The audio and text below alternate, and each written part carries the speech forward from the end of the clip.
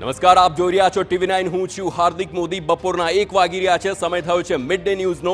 Mid day ન્યૂઝની શરૂઆત કરીશું ગુજરાતના હાલના સૌથી મોટા સમાચાર રાજકોટ અગ્નિકાંડ મુદ્દેથી શરૂઆત કરીશું બુલેટિનની.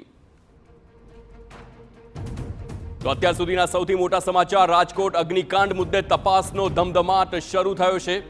હર્ષ સંઘવી અને ડીજીપીએ રાજકોટના અધિકારીઓ સાથે ચર્ચા કરી છે. તો વિડીયો કોન્ફરન્સથી ડીએનએ રિપોર્ટ અને કામગીરી બાબતે ચર્ચા કરવામાં આવી છે. તપાસનો ધમધમાટ શરૂ થયો છે. વિડીયો કોન્ફરન્સથી ડીએનએ રિપોર્ટ અને કામગીરી બાબતે ચર્ચા. અત્યાર સુધીમાં 17 વ્યક્તિઓના ડીએનએ મેચ થયા છે. બાકી રહેલા વ્યક્તિઓના ડીએનએ મેચ કરવાની કામગીરી હજુ પણ યથાવત છે.